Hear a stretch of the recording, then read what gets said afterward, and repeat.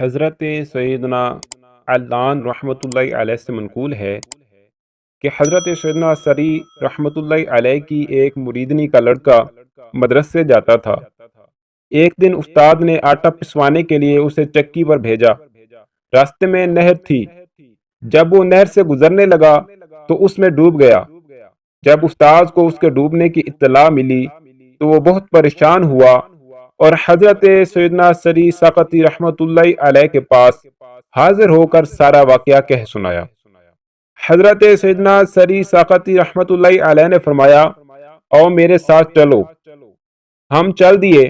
آپ رحمۃ اللہ تعالی علیہ نے وہاں پہنچ کر اس عورت کو صبر کے فضائل بتائے، پھر اللہ عز و جل کی رضا پر راضی رہنے کی ترغیب دلائی۔ عورت نے کہا، حضور، آج آپ مجھے صبر و رضا کے متعلق خاص طور پر نصیحت کر رہے ہیں، اس میں کیا حکمت ہے؟ آپ رحمت اللہ تعالی علیہ نے اپنی مریدنی سے فرمایا، تمہارا بیٹا نہر میں ڈوب گیا ہے۔ اس نے متعجب ہو کر پوچھا، میرا بیٹا؟ فرمایا، ہاں، تمہارا بیٹا۔ عورت نے کہا، بے شک میرے رب عز و جل نے ایسا نہیں کیا ہوگا۔ حضرت سیدنا سری ساقطی رحمت اللہ علیہ اسے صبر و رضا کی تلقین کرنے لگے۔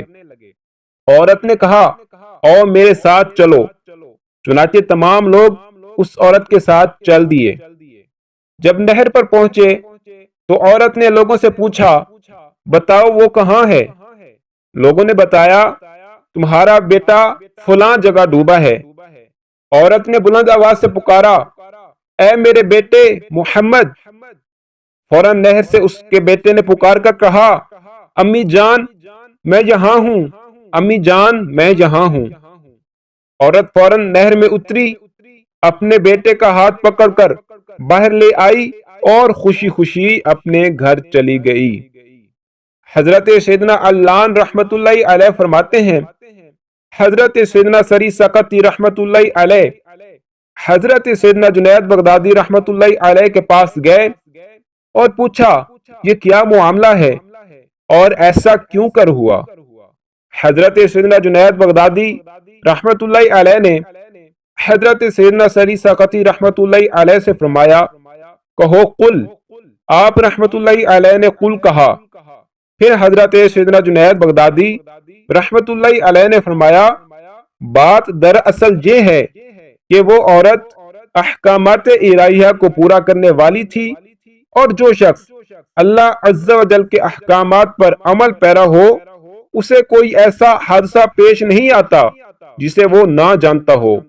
جب اس عورت کا بیٹا ڈوبا تو اسے معلوم نہ تھا، اس لیے اسے یقین نہ آیا اور اس نے کہا، بے شک میرے رب عز و جل نے ایسا نہیں کیا۔ اسے اللہ عز و جل کی ذات پر یقین کامل تھا، اس لیے اس کا بیٹا اسے واپس کر دیا گیا۔ اللہ عز و جل کی ان پر رحمت ہو اور ان کے صدقے ہماری مغفرت ہو۔